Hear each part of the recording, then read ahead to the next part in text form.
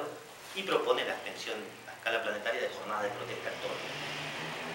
Yo señalé que el 1 de mayo en Uruguay, el primero fue en 1889, y eso no fue así, fue el año siguiente, 1890, decíamos acá en la esquina de Uruguay, 18 de julio, actual Germán Barbado. Es decir, al año siguiente del llamamiento de la primera internacional, en 1890, que igual, de la segunda internacional, debo decir. De la segunda internacional tiene lugar el primer 1 de mayo en Uruguay. Ahí comienzan también a comprender los trabajadores la necesidad de la unidad sindical. Es decir, de que aquellos dispersos sindicatos de oficio y de rama que solo convergían a la hora de tener reivindicaciones comunes frente a patronales dispersas, excepto la asociación rural, todavía no había cámaras fuertes en materia de la industria del comercio, insisto, era incipiente. La asociación rural, ya dijimos, es del mismo año que el primer sindicato, dato curioso, de 1870, la Asociación Rural de Uruguay. En nuestra opinión, la herramienta asociativa de la burguesía de mayor influencia en la vida de este país, sin ninguna duda, la asociación rural. Entonces, se empiezan a comprender la necesidad de la unidad sindical. El 1 de mayo es un aliciente para una acción común de la clase obrera por primera vez, y se empiezan a discutir cuál es la modalidad de la unidad sindical. Por entonces, como ustedes comprenderán, el anarquismo era de lejos el movimiento de mayor peso en el movimiento obrero en Uruguay. También en otros lugares, pero en Uruguay particularmente era el movimiento que hegemonizaba la conciencia obrera de la época. Y ahí comienzan las discusiones acerca de la unidad sindical. De qué tipo de unidad sindical, de con qué fines la unidad sindical. Los manifiestos y documentos de la época son francamente una maravilla porque plantean, superan el corporativismo economicista para plantear una visión del mundo desde los trabajadores.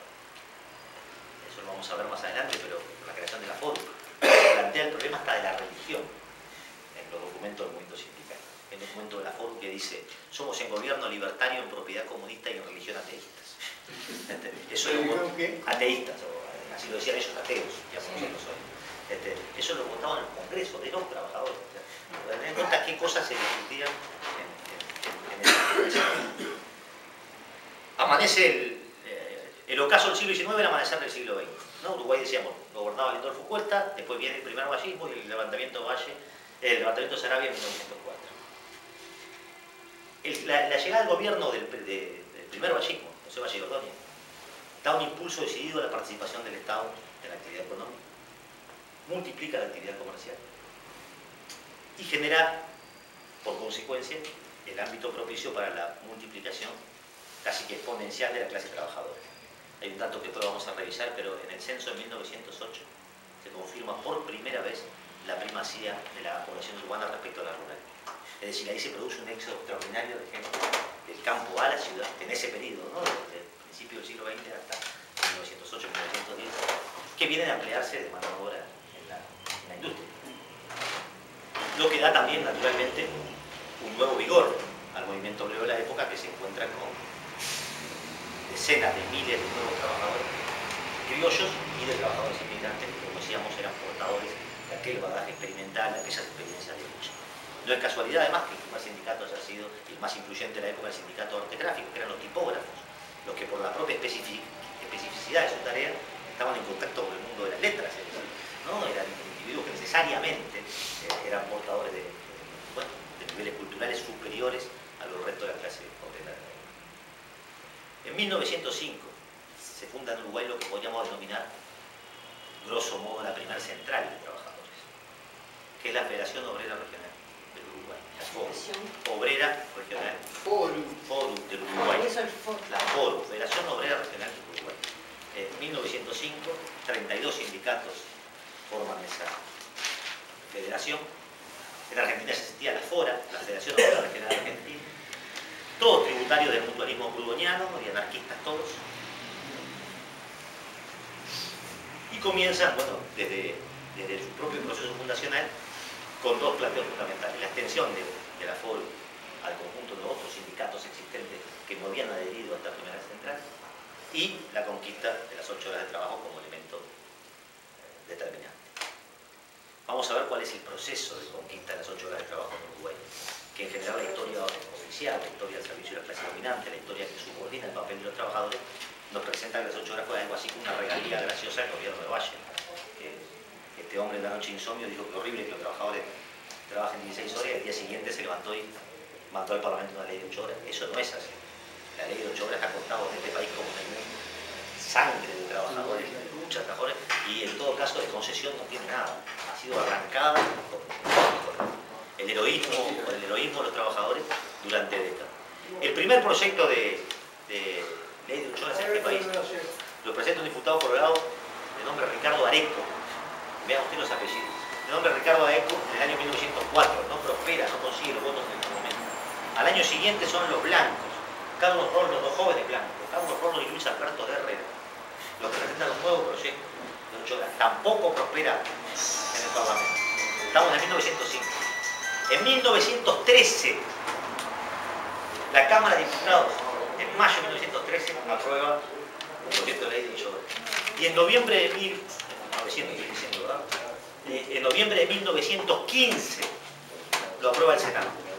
Vean ustedes la distancia entre la aprobación en Cámara de Diputados en 1913 y la aprobación definitiva, es decir, la sanción definitiva de la ley en 1915, 2 años después. En el curso de lo cual, lo vamos a ver ahora, las luchas obreras estuvieron permanentemente colocando esa reivindicación como elemento central. Vamos a revisar alguna fecha.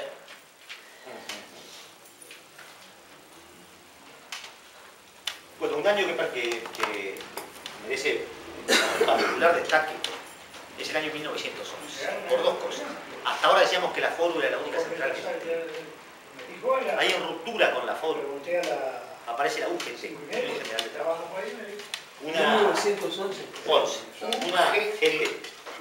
Una central menor que la FORU, de orientación marxista, que tenían todavía una influencia bien menor en el movimiento sindical. Unos 20 sindicatos componen, menores casi todos ellos, componen esa nueva central.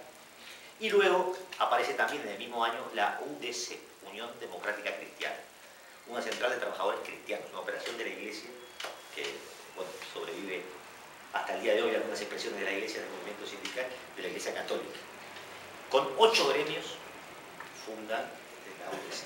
Pero ¿qué pasa en 1911 como elemento a destacar? Además de que ya el movimiento obrero convive en 3 expresiones, una mayoritaria que es la FORU, la UGT y la UDC. En 1911, en Montevideo había 2 compañías de tranvía, la comercial y la transatlántica. Ese era el transporte de la ciudad.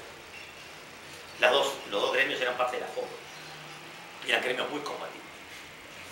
Se despiden a 9 dirigentes sindicales, 4 de la comercial y 5 de la transatlántica. Y los trabajadores se declaran en huelga. Esta huelga del tranvía es la primera, bueno, no sé si la primera, pero la más recordada, no me consta que sea la primera, pero la más recordada huelga de acción directa. Si los trabajadores salen a parar a los carneros, se desarrolla una operación policial sin precedentes contra los huelguistas. Se militariza el transporte. Esto pasó 2 veces en la historia de Uruguay, en 1911 y en la huelga general contra el golpe de Estado del 27 de junio de 73. Es decir, cuando se obliga a punta de bayoneta a conducir los tranvías. Esta huelga es del 11 de mayo de 1911. Y el 23 de mayo, cuando los trabajadores del tranvía mantenían la huelga y no podían más, le solicitan a la FORU que declare la huelga general de todos los gremios. Esta es la primera huelga general en la historia del país. La FORU declara la huelga general por el cumplimiento de las reivindicaciones de los trabajadores tranviarios. ¿Qué reivindicaban los trabajadores tranviarios? Unas reivindicaciones muy simples. En primer lugar, el reintegro de los trabajadores despedidos, la reducción de la jornada de trabajo, 2 francos al mes, querían descansar 2 días al mes, un pase libre que le permitiera viajar a ir a tomar y al autobús de la unidad, porque cuando ellos dejaban de trabajar y volvían a su casa tenían que pagar el boleto del tranvía, el mismo tranvía que conducían ellos al día siguiente. Le tenían que pagar a su compañero el boleto para que lo llevara de nuevo a su casa. Bueno, un pase libre y el reconocimiento de la organización sindical. Esas eran las reivindicaciones del sindicato de los tranviarios. Esenciales, uno diría a esta altura casi que hasta reformistas, ¿no? Es una cosa de sentido común. Fíjense que el individuo pretendía descansar 2 veces al mes.